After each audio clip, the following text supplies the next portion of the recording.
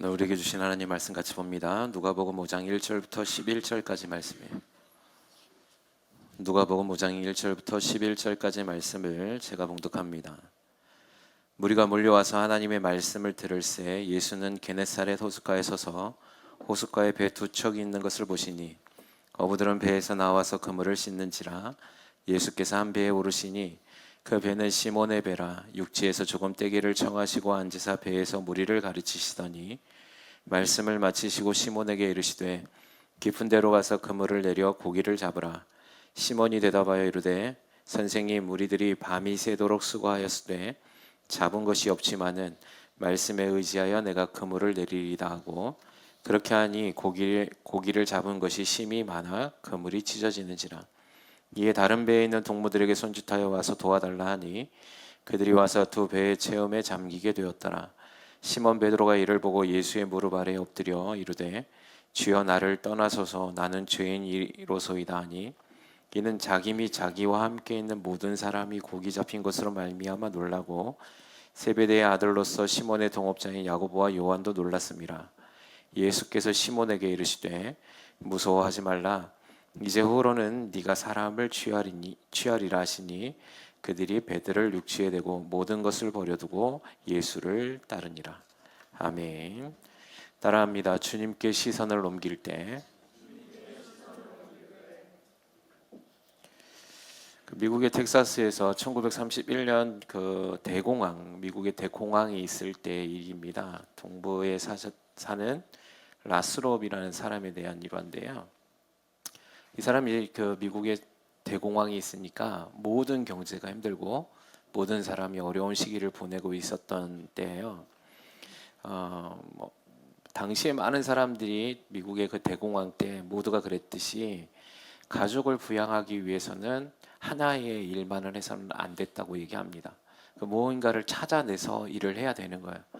이 사람은 이제 직장을 다니고 있었는데 그 직장의 생활 가지고는 자기 가족이 부양이 할 수 없으니까 뭘 해야 할까 고민하다가 자신이 갖고 있던 조그마한 땅을 이제 경작하기 시작합니다.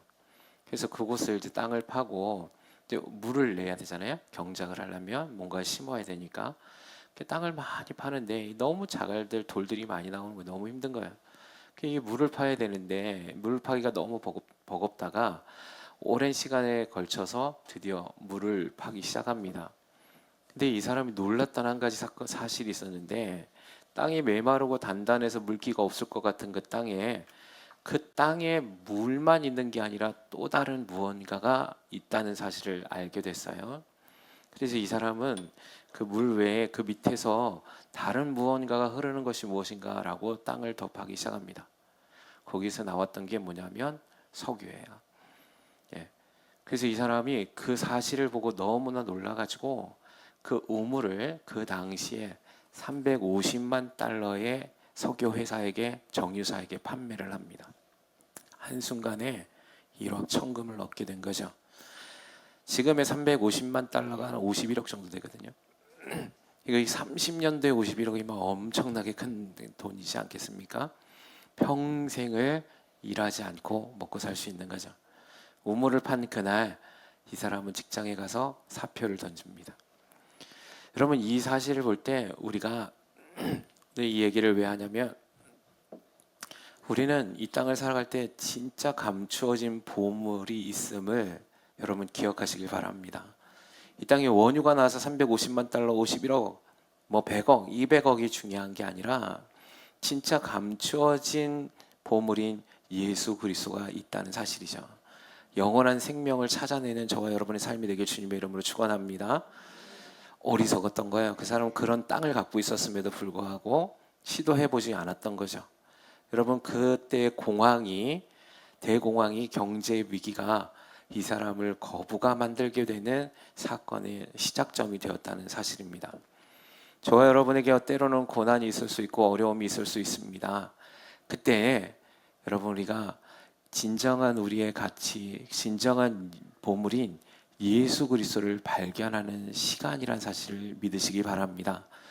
예수님을 만나는 그 시간이, 그것이 바로 카이로스의 시간이거든요. 할렐루야. 제가 오늘 왜 이 말씀을 드리냐면 오늘 본문의 사건에도 한 사람이 나옵니다. 게네사렛 호수에서의 어부, 우리가 잘 알고 있는 한 사람, 그의 이름은 시몬 베드로였죠. 오늘 본문의 말씀에 보니까 이 시몬 베드로가 지금 뭘 하고 있냐면 2절에 보니까 어부들이 배에서 나와서 그물을 씻고 있다라고 기록하고 있습니다. 여러분, 이 게네사렛 호수는 갈릴리 바다를 얘기합니다. 그러니까 게네사라는 또 다른 이름의 별칭으로 불려진 거예요. 우리가 잘 알고 있듯이 갈릴리는 호수인데 이 길이만 한 20km가 넘어가요. 그리고 폭이 한 12에서 한 14m, 전체의 길이는 144km라 그래요.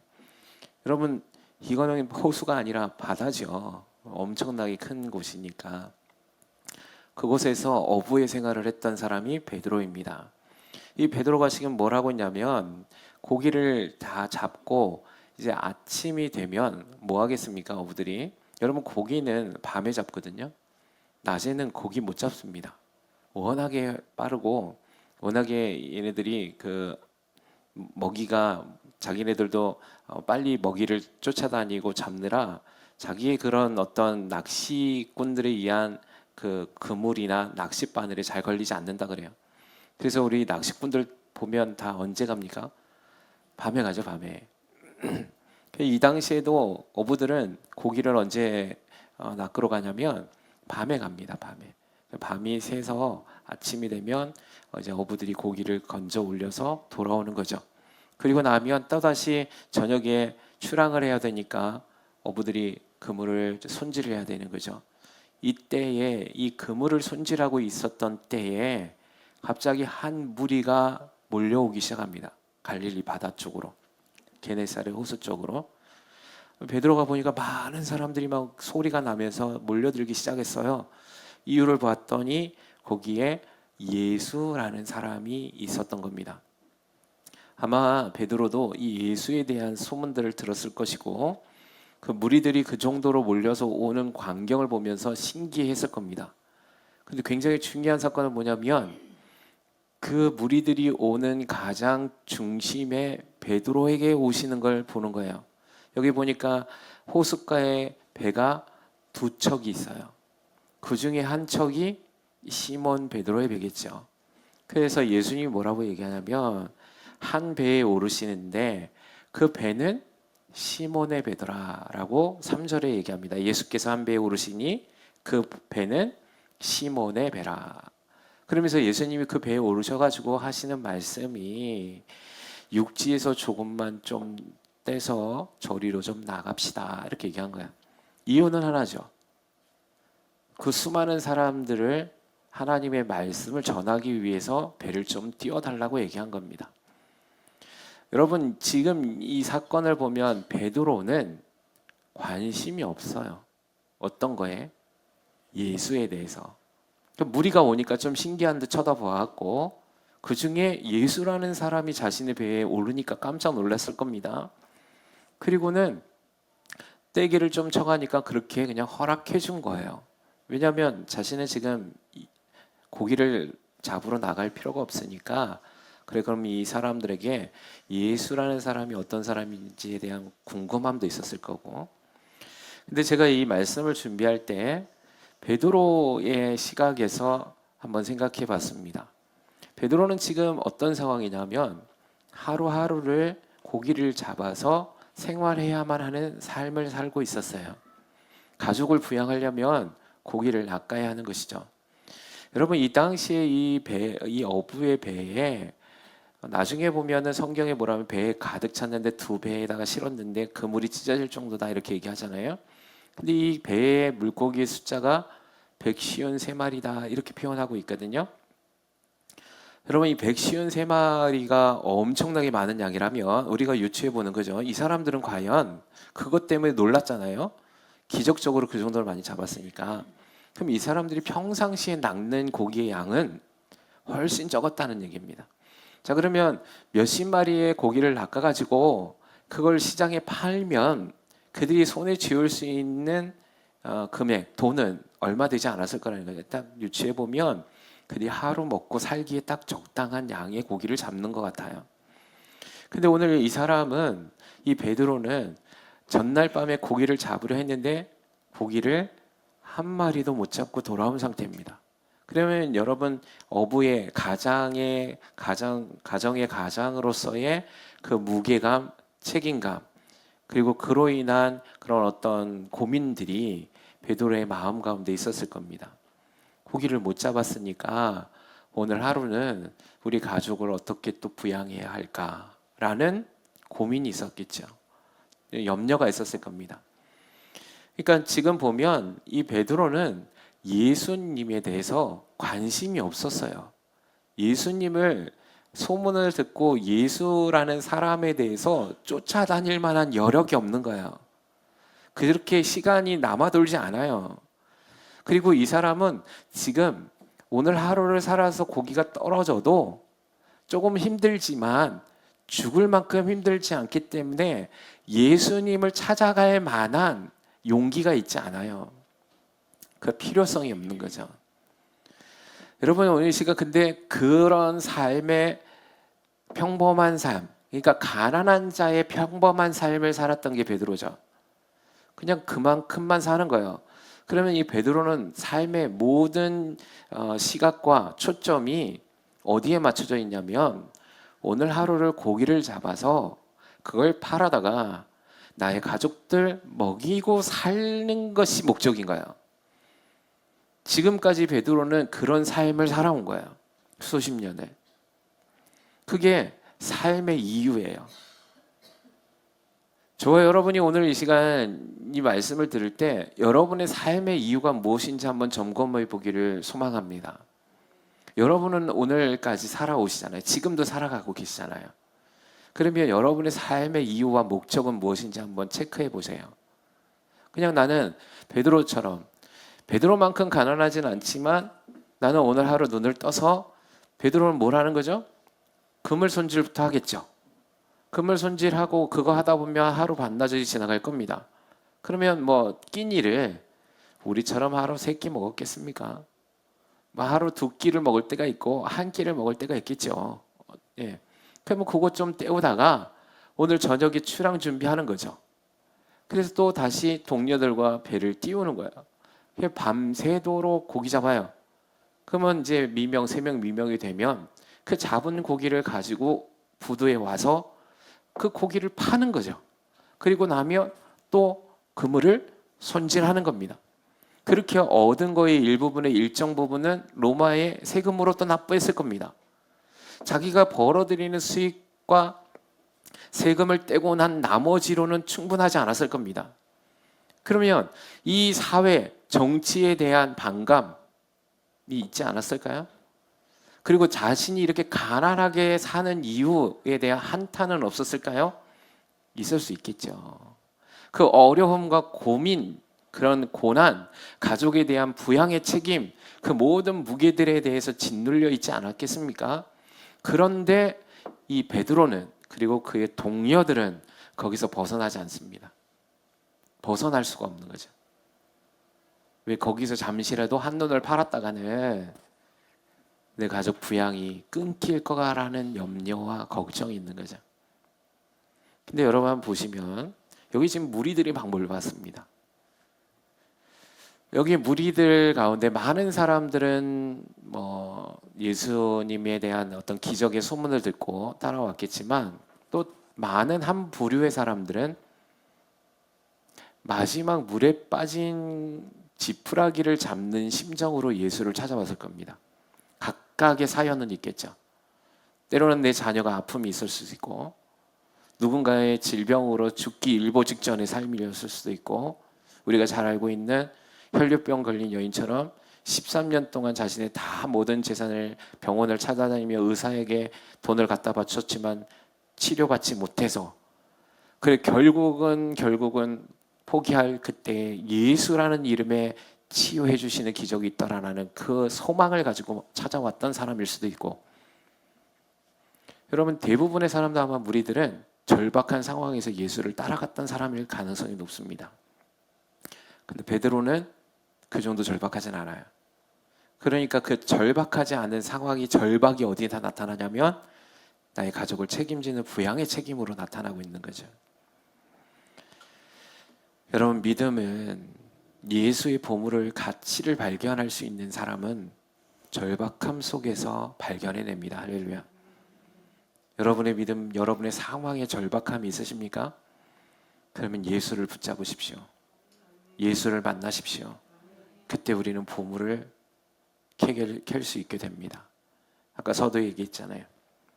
텍사스주의 그 한 사람이 너무 절박하니까 자신이 가지고 있던 그 척박하고 메마른 땅을 팔 수밖에 없는 절박한 상황 가운데 있었다는 거죠. 근데 그 절박함이 자신도 알지 못하는 그 땅에 숨겨진 보물을 캐내는 역사를 만들어낸 거죠. 어쨌든 오늘 주님은 그런 베드로에게 찾아오셨어요. 이 지금 베드로의 마음은 절박합니다. 마음이 어렵습니다. 밤이 새도록 일을 했기 때문에 피곤이 누적되었을 겁니다. 쉬고 싶었지만 쉴 수가 없어요. 매일 삶의 순간이 이런 삶의 반복인 거예요. 지쳐 있겠죠. 그래도 오늘 이 시간 예수님께서 오셔서 배를 띄우라 하니 아마 처음에는 이런 마음이었을 겁니다. 이렇게 많은 사람들이 예수를 따라왔으니 무슨 말을 하는지 한번 봅시다 라는 마음, 그리고 이렇게 많은 사람들에 대한 소문이 당신이었네요 라는 마음, 그래서 배를 띄웠을 겁니다. 그리고 예수님은 그 배에서 무리들을 가르쳤어요. 그리고 그 모든 무리들에게 말씀, 하나님의 나라에 대한 말씀이 끝낸 뒤에 4절에 보니까 말씀을 마치시고 그 시몬에게 이렇게 얘기하십니다. 깊은 데로 가서 그물을 내려 고기를 잡으시오. 여러분이라면 어떤 생각이 들겠습니까? 저 같으면 당신이 뭘 한다고? 예수의 소문이 퍼져 있었습니다. 예수는 직업이 뭐죠? 목수의 아들이잖아요. 예수는 목수의 아들이잖아요. 자, 그 다음에 이 베드로는 지금 직업이 평생 어부로 살아왔던 사람이거든요. 여러분, 이 베드로에게서, 시몬에게 있어서 예수님의 이 말씀은 자신의 경험과 자신이 지금까지 배워왔던 이론하고 정면으로 부딪히는 말씀이에요. 고기는 언제 잡아야 되죠? 밤에 가야 되고요. 고기는 깊은 데로 가면 못 잡아요. 적당한 깊이에 있어야 되거든요. 그리고 베드로는 누구보다 어부의 경험이 탁월했던 사람입니다. 자신이 경험했던 지식으로는 이건 말이 안 되는 소리를 하는 거예요. 믿음에 있을 때 우리가 예수에 대한 그 보물의 가치를 발견할 때 첫 번째는 절박함이 있어야 됩니다. 그러나 두 번째는 오늘 이 말씀을 의지하며 나아가는 결단이 있어야 됩니다. 할렐루야. 근데 이 말씀으로 나아갈 때 어떤 방해 요소들이 있냐면 우리가 삶을 살아왔던 경험이 방해가 됩니다. 내가 삶을 살아왔다 배워왔던 많은 지식들이 예수님의 말씀대로 행하지 못하는 방해 요소들이 됩니다. 지금까지 살아왔던 사람들의 소리와 시선들이 예수님의 말씀을 행하지 못하게 하는 방해 요소들이 된다는 거예요. 우리들이 지금까지 살아왔던 편견의 사고가 하나님의 말씀을 말씀대로 믿지 못하게 하는 방해의 요소가 된다는 것이죠. 베드로는 이런 편견들을 깨부셨습니다.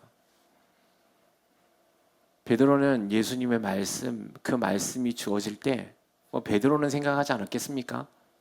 말도 안 되는데 이제 다 돌아가고 난 다음에 사람들이 이제 없으면 예수님들이 가셔야 되는데 뜬금없이 지금 그물 정리하다 말고 왔는데 깊은 곳에 나가서 그물을 내려서 고기를 잡아라.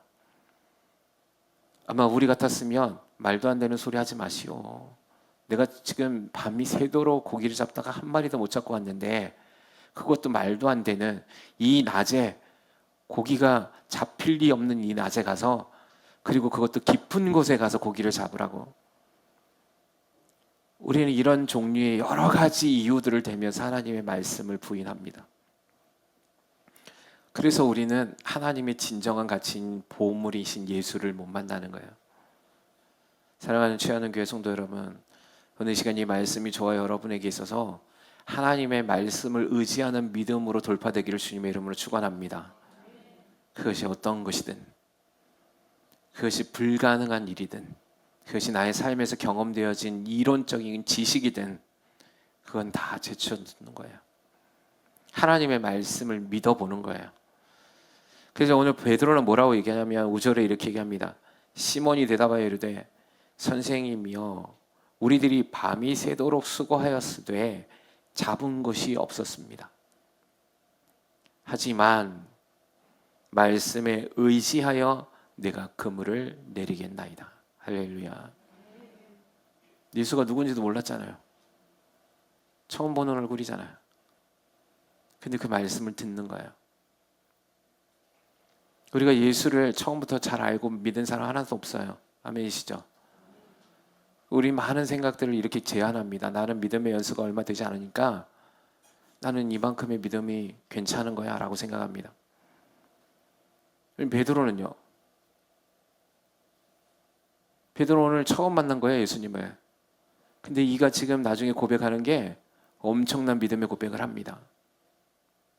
여러분 스스로가 경험되어진 그 어떤 지식의 수준, 경험의 수준, 상황의 수준에서 예수를 제한하지 않길 주님의 이름으로 소망합니다.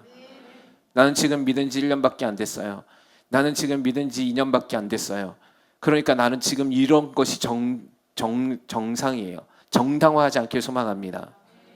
예수 그리스도를 믿음으로 우리가 선택하고 결단했다면 우리는 변화되셔야 합니다. 아멘이십니까? 순간적으로 우리는 모든 걸 끊어내야 된다는 것이죠. 할렐루야. 결단이 필요해요. 어쨌든 베드로는요 말씀에 의지하여서 그물을 내리겠다는 결단을 시작합니다. 우리가 잘 알고 있듯이 이후의 일은 어떤 일이 일어났습니까? 기적이 일어났죠. 그렇게 하니 고기를 잡은 것이 심이 많아서 그물이 찢어지는지라. 이에 다른 배에 있는 동무들에게 손짓하여 와서 돌라하니 그들이 와서 두 배의 채움에 잠기게 되었더라. 배에 얼마나 고기를 많이 실었는지 배가 잠기는 거예요. 물에. 그만큼 많이 잡은 거죠. 놀라지 않을 수 없었습니다. 전날 밤에 자신들이 가지고 있었던 그 모든 지식과 경험을 토대로 아무리 힘써도 한 마리도 건지지 못했던 물고기가 불가능한 그 시간에 불가능한 장소에서 잡히는 걸 보고 놀라지 않을 수 없었습니다. 우리 같으면 안 놀라겠습니까? 그렇죠? 여러분이 땅 팠는데 석유 나오면 안 놀랄 사람 있습니까? 놀라지 않겠어요? 뭐 때문에 놀라겠어요? 석유 때문에 놀라면 안 되는 거예요. 고기 때문에 놀라면 안 된다고. 아멘이세요? 근데 우리는 거기서 놀라. 근데 베드로는 거기서 놀라지 않아요. 그게 베드로와 우리의 차이인 것 같아요. 물론 그것 때문에 놀라요. 놀라긴 나는 놀라는데 진짜 놀라는 건 이것 때문이에요. 잠기게 됐는데 8절에 시몬이 이런 고백을 합니다. 갑자기 시몬 베드로가 이를 보고 예수의 무릎 아래 엎드려 이르되 주여 나를 떠나소서 나는 죄인이로소이다 하니. 뭐에 놀랐다고요? 고기 많이 잡은 것 때문에 놀란 게 아니고 자신이 죄인이라는 사실이 놀란 거예요. 그래서 무릎을 꿇어요. 주님 앞에. 여러분 고기를 많이 잡았으면 기뻐해야 되지 않습니까? 기적이 일어났으니 기뻐해야 되지 않습니까? 근데 시몬 베드로는 그 사실도 놀랐지만 진짜 예수님이 누구이신지를 보기 시작했어요. 할렐루야. 그리고 이렇게 얘기합니다. 나는 죄인입니다. 주님, 나를 떠나소서라고 고백하고 있다는 것이죠. 여러분, 우리의 시선이 나의 삶으로 고정되어 있거나 나의 경험으로 고정되어 있거나 나의 상황에 고정되어 있을 때 주님을 볼 수 없습니다. 여러분과 저의 시선이 삶의 무게에 초점이 맞춰져 있거나 가난에 초점이 맞춰져 있거나 나의 삶의 연민에 초점이 맞춰져 있거나 아니면 다른 사람의 시기와 질투에 초점이 맞춰져 있을 땐 주님을 볼 수 없다는 사실이에요. 베드로가 지금 그 짧은 순간에 시선이 바뀐 거예요. 삶의 무게 가운데서 오늘 하루를 어떻게 부양할까? 그저 평범한 삶을 사는 거 이 정도면 괜찮겠지라는 삶으로 만족했던, 그래서 매일매일의 삶이 변하지 않는 형식의 얽매인 삶, 바뀜이 없는 삶, 그저 우리 가족 먹고 살고 건강하게만 해달라고 했던 그 부르짖음이, 그래서 나는 그래도 뭔가 죄를 짓지 않고 그냥 이 정도 살면 괜찮겠지라고 생각했던 그 모든 관점이 예수를 보는 순간 다 무너지기 시작한 거예요. 자신이 죄인이라는 사실을 보게 된 거예요. 내가 삶을 이렇게 살아서는 안 된다는 사실을 보게 된 거예요. 내가 지금 이런 삶으로 이것을 통하여서 그저 오늘 하루를 버티면서 남들보다 죄 조금 안 짓고 사는 것, 그것으로 만족하고 평범한 일상을 보내는 것, 그것이 죄라는 사실을 알게 된 거예요. 할렐루야. 하나님의 부르심의 목적이 무엇인지 발견하지 못한 삶, 하나님의 계획이 무엇인지 깨닫지 못한 삶, 그것이 없으니까 그저 오늘 하루를 남들 하는 것만큼 내 직업에 열중하고 다른 사람과 비교하며 수준을 맞춰가면서 사는 삶, 거기에 멈춰져 있었던, 그래서 고통이 떠나지 않고 가난이 떠나지 않고 먹고 마심의 문제를 해결하지 못하며 가족에 대한 부양과 그 책임의 무게 가운데 매일매일의 삶에 짓눌려 피곤한 삶을 살아왔던 자신이 죄인이라는 사실을 깨닫게 되는 거죠. 베드로는요, 고기를 많은 것 잡은 것 때문에 놀란 게 아닙니다. 오늘 이 말씀 가운데 중요한 포인트는 베드로의 시선이 바뀌었다는 사실이, 할렐루야. 예수님이 말씀을 선포하실 때까지도 시선이 바뀌지 않았어요. 근데 예수님이 깊은 데로 나아가 고기를 잡으라 했을 때부터 베드로는 시선이 주님께로 옮겨갑니다. 우리의 시선이 바뀌어야 합니다. 할렐루야. 우리의 시각이 바뀌어야 합니다. 할렐루야. 이 땅을 바라보는 것이 아닙니다. 상황을 바라보는 것이 아닙니다. 나의 환경을 바라보고 자기 연민을 보는 거 아닙니다. 나의 무기력감, 우울감을 바라보는 것이 아닙니다. 예수 없는 모든 사람은 다 똑같이 고난과 저주 가운데 살아갑니다. 예수 믿는 사람은 저주와 고난과 사망의 저주 가운데 살아가지 않습니다. 할렐루야. 근데 안타까운 건 그 예수를 믿는다는 많은 믿음의 사람들이 그 고난 가운데 빠져 있어요. 예수님을 붙잡지 않아요. 그 시각을 돌리지 않아요. 그 시선을 주님께로 향하지 않아요. 나의 처한 상황에 계속 고정하고 있어요. 그래서 나는 힘들고 고통스럽다고 하소연해요. 절망의 늪에 빠져 있어요. 그래서 조금 그 절망의 늪에서, 그 가난의 늪에서 조금 몇 푼 쥐어주면 그나마 숨통이 튀어올 것 같다고 얘기하며 살아가요. 꼭 베드로가 날마다의 매일매일의 일상에서 고기 몇 마리를 잡으면 조금 숨통이 튀는 것처럼, 아니요, 주님은 그렇게 살아가기를 원치 않으십니다. 주님은 우리가 진정한 주님이 주신 새 생명의 기쁨을 누리기를 원하십니다. 주님은 우리가 주님의 뜻 가운데서 하나님이 주시는 그 복의 사람들이 되기를 주님은 원하고 계심을 믿으시기 바랍니다. 그걸 발견해내야 되는 거죠. 그걸 발견해내는 건 우리의 상황에, 우리의 삶에, 베드로에게 그 배에 계시며 앉아 계신 예수님을 기억하고 그 시선을 주님께 돌렸던 베드로처럼 우리의 삶에 늘 항상 옆에 계시는 주님께 우리의 시선을 돌려야만 되는 것입니다. 그걸 발견해내야만 하는 것입니다. 주님이 우리와 함께 하시잖아요. 내가 너희와 항상 함께 있으리라. 아멘이십니까? 성령님이 우리 안에 계시잖아요. 그 주님을 붙잡으셔야 돼요. 그 주님께 나아가셔야 되는 거예요. 그리고 베드로는 이렇게 얘기합니다.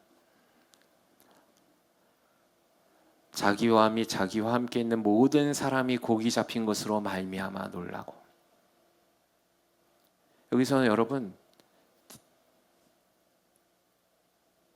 여기 야고보와 요한도 있거든요. 근데 오늘 이 말씀은 주의 사람이 베드로예요. 이 사람들은 놀랐어요. 기적에 놀랐어요.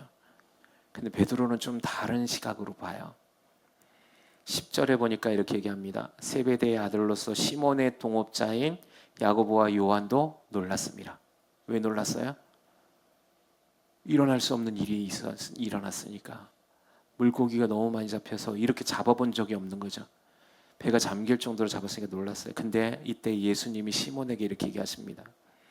예수께서 시몬에게 이르시되 무서워하지 말라. 이제 후로는 네가 사람을 취하리라 하시니. 할렐루야. 거기 있는 동업자들은 놀랐는데 시몬 베드로만 무서워해요. 이 무섭다라는 이 원어의 뜻은 경외하다는 뜻이에요. 그리고 주님이 말씀하십니다. 무서워하지 마라. 네가 지금 이렇게 많은 고기를 낚았니? 너의 삶의 목적과 계획은 사람을 낚는 어부가 되리라 라고 말씀하신 거예요. 할렐루야. 비로소 베드로는 자신이 이 땅에 창조되었던 목적을 발견해냅니다. 베드로의 일생에서 가장 귀한 보물을 발견해낸 거예요. 할렐루야. 오늘 이 시간에 이 예배를 드리고 있는 저와 여러분의 삶에서 여러분 이걸 발견해내기를 주님의 이름으로 축원합니다. 여러분이 왜 창조되어졌는지를 발견해내는 사람은 세상을 이기는 사람입니다. 세상이 감당하지 못하는 삶을 살아가게 됩니다. 할렐루야. 이걸 발견해내고 난 다음에 어떻게 됐습니까? 그들이 베드로를 육지에 대고 모든 것을 버려두고 예수를 따르니라. 할렐루야. 이들의 삶이 순간적으로 바뀝니다. 내가 지금까지 생명줄과 같이 여겼던 배를 버려둬요. 지금까지 생명처럼 여겼던 가족을 버려둬요. 부양의 책임에서 자유케 되어져요.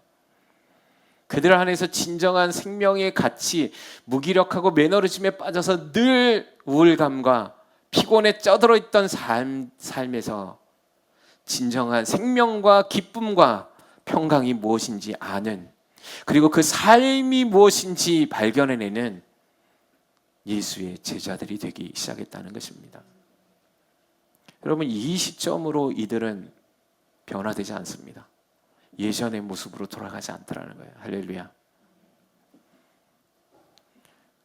왜 우리는 예수를 믿는데 왜 제자들처럼 표대를 향하여 달려가지 못할까? 왜 바울처럼 다메섹 도장에서 만난 예수의 그 한 번의 임재를 통하여 그의 삶의 전생애가 주님께로 향하여 달려갔던 바울처럼 되지 않을까? 왜 우리는 삶의 무게에서 늘 고난과 그 짐을 버려두기를 두려워할까? 왜 우리는 날마다의 삶이 변화되기를 원한다고 생각하고 고백도 하고 기도도 하는데 나의 삶은 늘 똑같이 무언가 묶여 있는 것처럼 빠져나가지 못하는 것일까? 이유는 하나입니다. 그들의 시각이, 그들의 시선이 예수께로 향하여 고개를 들 때 그들이 창조되어진 목적을 발견했다는 사실입니다. 아멘이십니까? 이게 진짜 믿음이에요. 교회를 다니는 거 말고 진짜 예수님을 위해서 살아가는 진정한 참된 믿음. 그래서 우리는 그 길에서, 양갈래의 그 길에 서 있는 겁니다. 지금 이러지도 못하고 저러지도 못하는 삶이 아니라 이제 오늘 이 시간 이 말씀을 듣는 저와 여러분의 삶에서 한 길을 선택해야 되는 거예요. 아멘이십니까? 그 예수의 길이죠. 우리의 시선을 주님께로 돌리는 길이죠. 그래서 참된 보물이신 예수를 만나는 거예요. 발견해내는 거죠. 그 안에서 주시는 참된 기쁨. 저는 오늘 소망하기를 베드로가 경험했던 예수를 만나고 난 뒤에 모든 것을 버려두고 예수를 따를 수 있는 참된 믿음의 소유자들이 되기를 주님의 이름으로 축원합니다. 우리에게는 이거밖에 없거든요. 취하는 교회 안에 주님이 이 일을 행하심을 믿습니다. 그래서 세상 가운데 두려워하지 않는 겁니다. 나의 환경에, 나의 처한 상황에 하소연하지 않는 겁니다. 내가 살아가야 할 목적, 지금 좀 힘들고 어려울 수 있습니다. 그것 때문에 포기되어지고 좌절되지 않는 거죠. 내가 예수께로 시선을 고정할 때 내가 살아가야 할 이유가, 목적이 무엇인지 발견된 사람은 그 자리에 안주하거나 넘어져 있지 않는 거예요. 일어나 달려가는 거죠. 처음부터 10걸음, 20걸음을 내딛지 못할 겁니다. 한 걸음씩 가는 거예요. 그것이 나를 창조하신 주님의 목적이라는 사실을 알게 돼. 그래서 세상에 있는 그 수많은 일들, 수많은 화려함들, 수많은 유혹들을 저련히 끊어내며 가장 가치 있는 예수를 아는 것을 보물과 같이 여기며 달려가는 사람들이 되는 것입니다. 사랑하는 취하는 교회 성도 여러분, 오늘 시간 이 말씀을 들으며 주님께 시선을 옮기며 주님의 귀한 보물을 발견했던 베드로처럼 우리 모두가 오늘 이 시간 성령님께서 조명하여 주시는 그 인도하심을 따라 예수님을 발견해내는 우리 모두가 되길 주님의 이름으로 소망합니다. 그 시선을 옮겨봅시다. 나의 상황 말고 나의 삶에 매일같이 지속되어지고 반복되어진 삶에 고정되어 있지 말고 내 가정의 무게와 책임감에 억눌려서 그 상황에 시선을 두지 말고 나를 살리기 위해 이 땅 가운데 오신 예수께로 고정하고 시선을 돌려 주님이 주시는 참된 은혜와 평강과 기쁨을 누리는 우리 모두가 되기를 주님의 이름으로 축원합니다.